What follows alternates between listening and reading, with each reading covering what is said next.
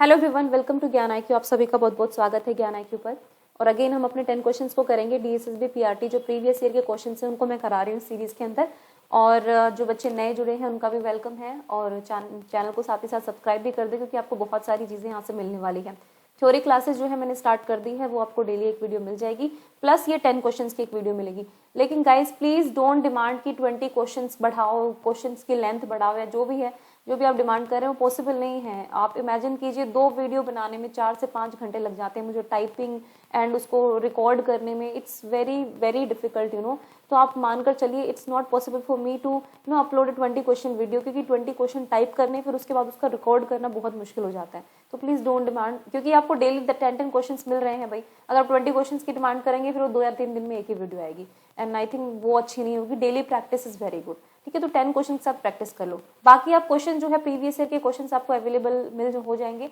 Telegram पे मैंने link डाला था, वहां से आप डाउनलोड कर सकते हैं और देख सकते हैं। Okay, this is for your practice. ये 10 क्वेश्चन डेली आपकी प्रैक्टिस के लिए है, क्योंकि इनमें आंसर्स नहीं है, और आंसर नहीं होंगे तो आप जब खुद आंसर करेंगे तो आपकी प्रैक्टिस होती है ना। जब आंसर देख लेते तो फिर प्रैक्टिस नहीं हो पाती है।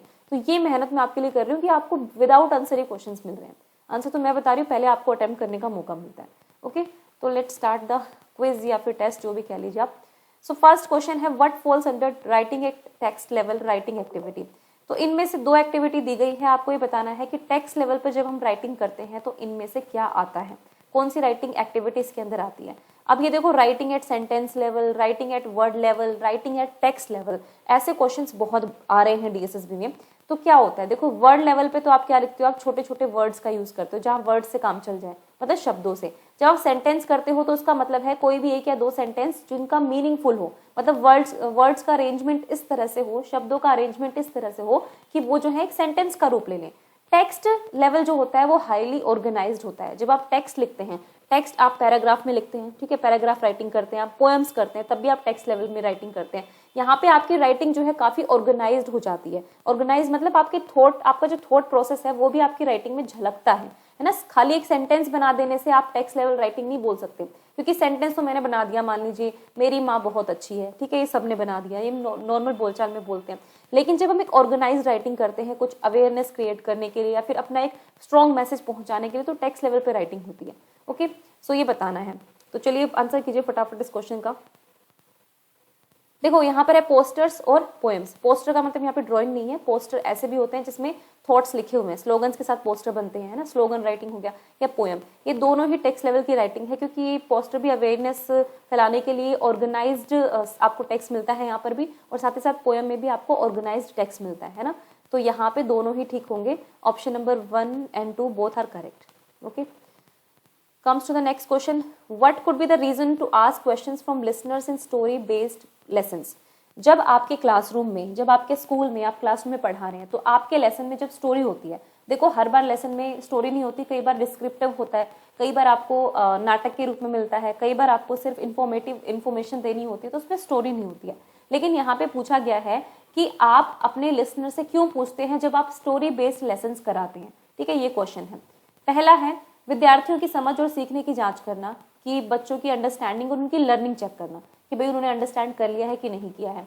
To encourage peoples to think about and to express their reactions to a story और कैरेक्टर, किसी कहानी या चरित्र के बारे में सोचने और अपनी प्रतिक्रिया व्यक्त करने के लिए विद्यार्थियों को प्रोत्साहित करना, है ना।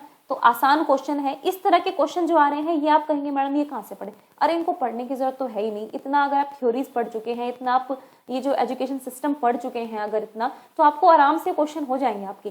भाई स्टोरी बेस्ड लेसन है, क्यों भाई, ठीक है, हम स्टोरी में बच्चों से क्यों पूछते हैं क्वेश्चन, है ना। मैंने आधी स्टोरी पढ़ा दी, मैंने पूछा बताओ आप कहानी में क्या हुआ, मैं क्यों पूछ रही हूँ, मैं यही देख रही हूँ ना कि बच्चों की अंडरस्टैंडिंग कितनी हुई है।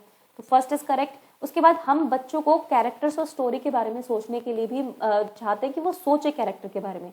जैसे वो खरगोश और कछुए वाली कहानी है, उसको रिन्यू कर दिया गया है, अब की बार जो खरगोश ही जीत जाता है। तो वो क्यों, क्योंकि आप आप बच्चों से भी तो पूछ सकते हो ना, आपको क्या एंडिंग अच्छी लगी कि नहीं लगी, आप बताओ इसकी डिफरेंट एंडिंग क्या हो सकती थी, या इस कैरेक्टर को ऐसा क्यों करना पड़ा, ये सही किया या नहीं किया, तो ये सब आप चेक करते हैं। तो दोनों ही यहाँ पर ठीक होंगे, both 1 and 2 will be correct. तो यहाँ इसका आंसर हो जाएगा डी। नेक्स्ट है which of the following is not true in context of productive computer session. तो देखो ये प्रोडक्टिव कंप्यूटर सेशन जो है, ये अगर मैं कहूँ तो इनडायरेक्टली आपका NIOS में दिया हुआ है। इस कंप्यूटर सेशन 4 होते हैं और इन चारों की मैं एक वीडियो बनाऊंगी अभी, क्योंकि हर पेपर में 1-2 क्वेश्चन आए हुए हैं प्रोडक्टिव कंप्यूटर सेशन से, हर पेपर में। तो जो मैं आपको थ्योरी क्लास दे रही हूँ ना रिवीजन वाली, उसमें बेसिकली मैं वही टॉपिक्स उठा रही हूँ जो बार बार पूछे जा रहे हैं, ताकि आपको थोड़ी सी क्लैरिटी हो जाए। तो फर्स्ट है preparing people's linguistically and conceptually falls under stage 2। देखो इसकी 4 स्टेजेस दी हुई हैं। अब आई डोंट नो डीएसएसबी ने कहाँ से पेपर लिया है, बट जो आपकी स्टेजेस हैं वो 4 दी हुई हैं एनआईयूएस में। ओके, अगर हम आईसीटी का करिकुलम देखें तो उस पर मैंने आपको 3 वीडियोस करा दी हैं आईसीटी पर, और 1-2 क्लासेस और मैं ले लूंगी रिवीजन में, ताकि आपको चीजें क्लियर हो जाए। तो preparing peoples linguistically and conceptually falls under stage 2, कि आप उनको लिंग्विस्टिकली की वो लैंग्वेज समझ ले, कंसेप्ट को सीख ले, ये स्टेज 2 के अंदर आता है। या फिर check that children carry out the task, या फिर बच्चे कैरी आउट कर रहे हैं टास्क को नहीं, ये चेक करना स्टेज 2 के अंदर आता है। बताइए इसका आंसर फटाफट से। थोड़ा बहुत तो मैंने आपको वैसे क्वेश्चंस में पढ़ा दिया, तो क्वेश्चन से ये प्रैक्टिस आपकी हो जाती है। तो देखो इसमें जो फर्स्ट है ये स्टेज 2 में नहीं होता, स्टेज 1 में होता है। ओके, कि जब आप बच्चों को प्रिपेयर करते हो लिंग्विस्टिकली, बेसिकली आप कंप्यूटर की लिटरेसी से उनको इंट्रोड्यूस कराते हो, साथ ही साथ तो कंप्यूटर के बेसिक स्किल्स आप उनको सिखाते हो, ये आप स्टेज 1 में करते हो, स्टेज 2 में नहीं करते हो। स्टेज 2 में बच्चे कैरी आउट करते हैं, उसका टीचर चेकिंग वगैरह कर सकती है। ओके, मतलब बिल्कुल एग्जैक्ट इस लैंग्वेज में तो आपको ये कहीं नहीं मिलेगा, लेकिन हाँ ये है कि मैं आपको जितना समझा सकती हूँ उतना समझाने की कोशिश करूंगी। यहाँ पर सेकंड में आएगा, ठीक है, तो ये स्टेज 2 का पार्ट है, लेकिन ये स्टेज 2 का पार्ट नहीं है, स्टेज 1 का पार्ट है, तो ये यहाँ से रॉन्ग हो जाएगा। तो आपका only second is the correct option, ठीक है। और थ्योरी क्लासेस के लिए वेट किया करो, क्योंकि मैं थ्योरी क्लासेस प्रिपेयर कर लेती हूँ और आपको वीडियो भी मिल जाएगी, जैसे सुबह थ्योरी या शाम को क्वेश्चन, इस तरह से कर रही हूँ। आजकल मैं 2-2 वीडियो अपलोड कर रही हूँ आप लोगों के लिए, ठीक है। नेक्स्ट क्वेश्चन है, how can a teacher develop students listening skills. तो एक टीचर जो है बच्चे की लिसनिंग स्किल्स जो है, जैसे LSRW, ये जो हमारी 4 स्किल्स होती है लैंग्वेज में, यानी कि सुनना, बोलना, पढ़ना और लिखना, है ना, listening, speaking, reading and writing, इसी सीक्वेंस में आपको सिखाया जाता है बच्चों को, और इन पे बहुत क्वेश्चंस आते हैं एप्लीकेटिव में। तो एक टीचर जो है बच्चे की लिसनिंग स्किल्स कैसे डेवलप कर सकती है, ये बताना है आपको। फर्स्ट है बाय गिविंग देम कॉन्फिडेंस, कि उनको विश्वास दिलाकर, bye setting a specific listening task, और एक अच्छा सा लिसनिंग टास्क सेटअप करके, ठीक है। अब लिसनिंग स्किल्स है यानी कि सुनने की शक्ति, सुनने में और सुनकर समझने में और जस्ट सुनने में बहुत फर्क होता है। एक तो वर्ड होता है हमारे लिए हियर, और एक होता है लिसन। ओके, तो हमें लिसन पे जोर देना है। लिसन का मतलब है कि आप सुनकर समझ भी रहे हैं, जबकि हियर का मतलब होता है सिर्फ सुनना। तो हमें लिसनिंग करानी तो समझाना जरूरी है, और अगर बच्चा नहीं समझ पा रहा है तो हमें कॉन्फिडेंस को बिल्ड करना ही पड़ेगा। Okay, first is correct. उसके बाद हमें एक लिसनिंग टास्क भी कर सकते हैं, जो भी टास्क आप देना चाहें, चाहे आप स्टोरी के बाद उनसे जो है क्वेश्चन पूछ सकते हैं, उनको समरी पूछ सकते हैं, जो भी है लिसनिंग टास्क उसमें आ जाएंगे। ओके, सो ये दोनों ही ठीक होंगे, तो बोथ 1 and 2 आर करेक्ट। तो यहाँ पर दोनों ही ऑप्शन बिल्कुल करेक्ट होंगे। नेक्स्ट है question number 5, which of the following is not an advantage of management technique in planning, teaching and learning in EVS. ठीक है, इनमें से कौन सी नहीं है ये बतानी, एडवांटेज नहीं है यानी कि लाभ नहीं है मैनेजमेंट टेक्निक का, प्रबंधन तकनीक का, जब आप ईवीएस का शिक्षण कर रहे हैं। सो प्लानिंग टेल्स, हिंदी में कराती हूँ चलो, योजना शिक्षक को बताती है कि उसने लक्ष्य की दिशा में क्या प्रगति की है। ओके, नेक्स्ट है नियोजन, यानी कि योजना लक्ष्य को प्राप्त करने के लिए आवश्यक समय और प्रयास को कम करता है। योजना बच्चों के ज्ञान की बेहतर समझ रखने में मदद करती है। और लास्ट है आपका नियोजक या फिर नियोजन या फिर योजना जो है शिक्षक को बताता है कि वह अपने लक्ष्य से कितना दूर है। सो हम प्लानिंग क्यों करते हैं, टीचर बेसिकली प्लानिंग क्यों करता है, वो प्लानिंग इसीलिए करता है कि वो बाद में जो भी एक्टिविटी करा रहा है वो अच्छे से एग्जीक्यूट कर पाए और ट्रैक कर पाए उस चीज को कि वो सही चल रहा है कि नहीं चल रहा है। ओके, तो ठीक है, ये तो बिल्कुल ठीक है कि प्लानिंग से पता चलता है कि टीचर प्रोग्रेस कर रहा है कि नहीं कर रहा है। भाई मैंने ये प्लान किया था और एग्जीक्यूट कर लिया, लेकिन क्या मैं इस प्लान में कामयाब हुआ कि नहीं हुआ। ठीक है, प्लानिंग रिड्यूसेस नेसेसरी टाइम, और जब आप प्लान करके जाते हो क्लास में या कहीं भी तो आपका टाइम भी बचता है और आपके एफर्ट्स भी बचते हैं। आप रैंडमली बिना प्लानिंग के क्लास में चले जाओगे तो आपको यही नहीं पता क्या पढ़ाना है, कैसे पढ़ाना है, कौन सी इंस्ट्रक्शन स्ट्रेटेजी देनी है, तो कोई फायदा नहीं है। तो ये भी ठीक है, ये भी ठीक है। अब बचे ये दोनों, planning helps in having a better understanding of children's knowledge, planning से बच्चों की नॉलेज की बहुत अंडरस्टैंडिंग अच्छी मिलती है। Planning tells a teacher how far he और she is from her goals, है ना। तो भाई ये सी नहीं होगा, ये वैसे नेगेटिव नहीं है, लेकिन आप देखो तो प्लानिंग जो है आपको हेल्प करती है कि अपने आप को ट्रैक करने के लिए, अपने काम को ट्रैक करने के लिए। भाई मैंने आप प्लानिंग कर रहे हैं डीएसएसबी पीआरटी की, आपने सपोज टाइम टेबल बना लिया, तो आप अपने आप को ही तो ट्रैक करोगे ना कि मैंने कितना कर लिया है, कितना नहीं किया है, क्योंकि आपके पास ऑलरेडी एक प्लान है। ओके, सो यहाँ पर जो है ऑप्शन नंबर सी बिल्कुल ठीक होगा, बाकी जो ऑप्शन नंबर सी ठीक होगा क्वेश्चन के अकॉर्डिंग, वैसे बाकी सब ठीक है। तो option number C is the correct answer. Next question is provide opportunities for peoples to check their own work either individually और इन पेयर्स, है ना।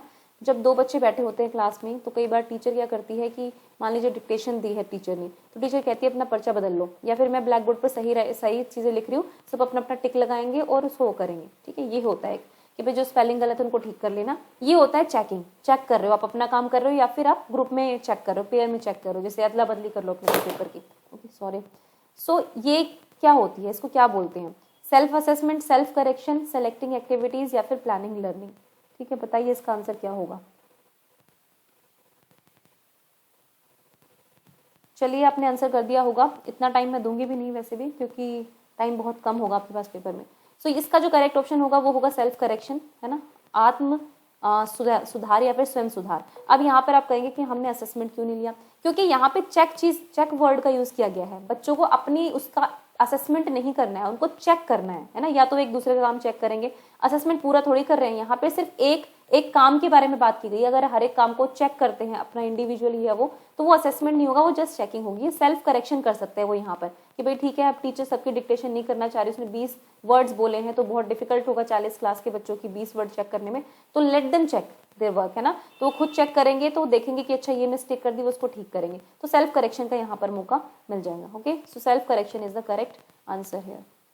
नेक्स्ट है आपका विच of the following pair of assessment approach feature is not correct, जो correct नहीं है वो बताना है।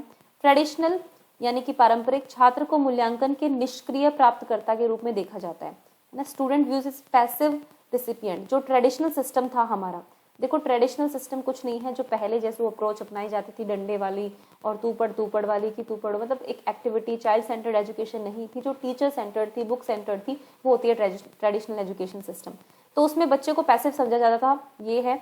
नेक्स्ट है collaborative assessment procedure related to curriculum. Collaborative mean सहयोगात्मक, पाठ्यचर्या से संबंधित आकलन प्रक्रिया। उसके बाद collaborative based on medical model यानी कि चिकित्सा मॉडल पर, और traditional one about assessment procedure, आकलन प्रक्रिया के बारे में एक ही चीज, ठीक है, मतलब एक ही तरह से असेसमेंट होगा। तो ये थोड़ा सा अजीब सा अटपटा आपको लग रहा होगा, लेकिन यहाँ पर क्लियर कट आंसर आपको मिल जाएगा। तो बताइए क्या आंसर होगा। I hope you have answered. So देखो 7th का यहाँ पे सीधे सीधे आंसर सी होगा, क्योंकि मेडिकल मॉडल जैसा कुछ है ही नहीं टीचिंग में, तो ये तो ऑब्वियसली होगा। ये बिल्कुल ठीक है। ट्रेडिशनल में वन अबाउट असेसमेंट प्रोसीजर, मतलब यहाँ इसका मतलब ये हो सकता है कि एक ही तरह का असेसमेंट प्रोसीजर जो कि आपका पेन पेपर टेस्ट था, ठीक है। अब एक्टिविटी का कोई स्कोप नहीं है। अब जहां तक बात है बी की assessment procedure related to curriculum, तो ये करिकुलम के हिसाब से जो असेसमेंट प्रोसेस होता है जिसमें कोलैबोरेशन होता है, मतलब कि बच्चे भी उसमें पार्टिसिपेट करते हैं, टीचर भी करते हैं। आई थिंक ये इसका मीनिंग यहाँ से निकल रहा है अगर हम असेसमेंट की बात करें तो ये सारे ठीक है। यहाँ पे सी ऑप्शन बिल्कुल करेक्ट होगा, जो नॉट करेक्ट है according to the question. Next है which of the following activities teacher can give to the students while teaching about map skills. अब बच्चे को मैप सिखाना है ना, यानी कि मानचित्र के बारे में सिखाना, मानचित्र कौशल को आपको इंक्रीज करना है, तो आप क्या क्या कर सकते हो। The teacher can ask the students to locate different places on map. Teacher एक मैप देगी और कहेगी चलो भाई अपना स्कूल लोकेट करो, अपना मंदिर लोकेट करो, इस तरह से अपना कुछ भी लोकेट करने को बोलेगी, ठीक है। The teacher can ask the students to identify the scale of a given map and ask them to calculate the distance between any two places. तो ये भी एक मैप एक्टिविटी है ना। स्केल मतलब आपने 5 सेंटीमीटर का डिस्टेंस लिया है, आपने 1 सेंटीमीटर का डिस्टेंस लिया है, इस तरह से, है ना। फिर लॉन्गिट्यूड और लैटिट्यूड्स को भी कई बार हम दिखाते हैं। उसके बाद है the teacher can ask the students to identify directions through a map. एक मैप के थ्रू टीचर कहेगी चलो भाई डायरेक्शंस बताओ। तो देखो तीनों ही मैप स्किल्स को इंक्रीज करेंगे। मैप की प्रैक्टिस की जाती है, मैप्स के थ्रू ही की जाती है। जब आप मैप्स देंगे बच्चों को और कहेंगे कि इसमें प्रैक्टिस करो, ये फाइंड आउट करो, ये देखो वो देखो, तभी आप मैप स्किल्स जो है इंक्रीज कर पाएंगे बच्चों की। तीनों ही बिल्कुल ठीक है, ऑप्शन नंबर डी यहाँ पर बिल्कुल करेक्ट होगा। नेक्स्ट है which of the following are types of charts used as learning resource. तो भाई कौन सा इनमें से शिक्षक सामग्री या फिर सहायक सामग्री के रूप में संसाधन के रूप में यूज किया जा सकता है सोशल साइंस में। फर्स्ट है रिलेशनशिप चार्ट यानी कि संबंध चार्ट। संबंध चार्ट मीन्स जब हम किसी का रिलेशनशिप दिखाते हैं, जैसे मान लीजिए मदर फादर का दिखा रहे हैं या मदर और डॉटर का दिखा रहे हैं, फादर और चिल्ड्रन का दिखा रहे हैं, इस तरह से। टैबुलेशन मतलब कि आपको टेबल्स में चार्ट दिए जाते हैं ना, टेबल्स में चार्ट दिए जाते हैं वो। फ्लो चार्ट, प्रवाह चार्ट, जैसे कि फूड चेन वगैरह समझानी है आपको तो आप फ्लो चार्ट दिखाते हैं कि पहले घास को बकरी खाएगी, बकरी को शेर खाएगा, इस तरह के फ्लो चार्ट्स। ऑर्गेनाइजेशन चार्ट, संगठन चार्ट्स भी होते हैं। उसके बाद पेडिग्री चार्ट्स यानी कि वंशावली, ये आपका हिस्ट्री में यूज हो जाता है वंशावली चार्ट जो होता है। तो ये सारे चार्ट हैं, तो बताइए इनमें से कौन से लर्निंग रिसोर्सेज के रूप में यूज होते हैं। है ना। वैसे इस क्वेश्चन का आंसर आसान ही है। अब सोशल साइंस में आपको सबको पता है कि भाई ऑर्गेनाइजेशन में जब आप ऑर्गेनाइज कर करके दिखाते हैं ना, जैसे कि मान लो मैंने आपको एक चैप्टर पढ़ाया था केवीएस सीवीएस में कि इंस्टीट्यूशंस ऑफ डेमोक्रेसी, तो मैंने बताया था पार्लियामेंट की ये एग्जीक्यूटिव जो आपकी न्यायपालिका है, ये कार्यपालिका, विधान पालिका, इससे ऑर्गेनाइज कर करके। ओके, तो देखो यहाँ पे आंसर बी ही होगा, क्योंकि सभी तरह के चार्ट्स आप जानते हैं एसएसटी में बहुत तरह के चार्ट्स यूज होते हैं, तो सारे ही लर्निंग रिसोर्स का काम करेंगे। तो option number b is the correct answer. Next है, in developing countries large number of children are excluded from schools to dash factors. Developing countries मतलब जो विकास कर रहे हैं, अभी विकास तक पहुंचे नहीं है, पूर्ण विकास तक नहीं पहुंचे हैं, जैसे कि इंडिया हो गया या फिर हम पाकिस्तान हो गया, जो हमारे आसपास के आप सभी जानते हैं इंडिया जैसी कंट्री है, या फिर इंडिया से थोड़े कम भी हैं। तो ना ये कैटेगरीज जो है, इनमें बच्चे जो हैं, ये जो डेवलपिंग कंट्रीज होते हैं, बड़ी संख्या में हमने देखा कि बच्चे जो हैं स्कूल से बाहर रह जाते हैं, या फिर रखा जाता है, रह जाते हैं, जो भी रीजन है वो किस वजह से है ये आपको बताना है। तो सोशल या फिर इकोनॉमिक, सामाजिक है या आर्थिक है, बताइए, या फिर दोनों है। आंसर कीजिए, this is an easy question. और ये इजी क्वेश्चन मैं खुद नहीं ला रही हूँ, फिर डीएसएसबी ने दिए हैं, तो इतना मुश्किल भी पेपर नहीं होने वाला है। ओके, तो देखो यहाँ पर आंसर जो होगा वो होगा option number C, correct. Okay, देखो सोशल फैक्टर्स होते हैं, क्योंकि कास्ट बेस्ड रेसिज्म जो होता है, ये सब चीज़ें भी स्कूल से आउट रखती हैं, रखा भी इन चीज़ों ने सदियों से कि भाई ये कास्ट का बच्चे नहीं पढ़ेंगे, सिर्फ अपर कास्ट ही पढ़ सकती है, ये जो है इस तरह की डिस्पैरिटीज़ होती आई हैं। फिर सोशल में आपका जेंडर बायसेंस भी देख सकते हैं, पहले लड़कों को ही भेजते थे स्कूल में, धीरे धीरे लड़कियों की एंट्री हुई, तो ये भी उसके अंदर आता है। इकोनॉमिक्स यहाँ पर ऑब्वियसली ये तो बहुत इंपॉर्टेंट फैक्टर है, क्योंकि पैसा ही नहीं होगा तो वो जो गरीब के बच्चे हैं वो आज भी देखोगे कि आप वो घर जिस टाइम आप स्कूल पढ़ने जाते होंगे उस टाइम पे वो बेचारे या तो सड़कों पे भीख मांग रहे होते हैं, या फिर चाय बेच रहे होते हैं, फिर होटल्स में काम कर रहे होते हैं। तो इकोनॉमिक फैक्टर्स भी बहुत इंपॉर्टेंट है। दोनों ही फैक्टर्स रिस्पॉन्सिबल है डेवलपिंग कंट्रीज में कि वहां पर चिल्ड्रन जो है आउट ऑफ स्कूल क्यों रह जाते हैं। तो यहाँ पर option number C is the correct answer. Okay, so आपके 10 में से आपको कितना स्कोर मिला आप लिख सकते हैं। आज तो आई थिंक मुझे लगता है बहुत सारे इजी क्वेश्चन थे, तो आपको अच्छा स्कोर मिलना चाहिए। अगर आप चाहें तो लिख दें, ना चाहें तो भी आपकी मर्जी है। ओके, और टेलीग्राम चैनल को ज्वाइन कर ले, डिस्क्रिप्शन में लिंक है, वहाँ पर जीके क्विज डाला था मैंने, इंग्लिश, हिंदी और बाकी क्विज में मैं डालती रहूंगी। मान लो यूट्यूब पे अगर आप नहीं क्वेश्चन कर पा रहे हैं तो एटलीस्ट वहाँ पर आंसर दे देंगे, बस वहाँ पे थोड़ा एक्सप्लेनेशन नहीं मिलेगा, लेकिन फिर भी वो एक प्रैक्टिस हो जाती है आपकी। Okay, so thank you for watching ज्ञान IQ and keep doing hard work.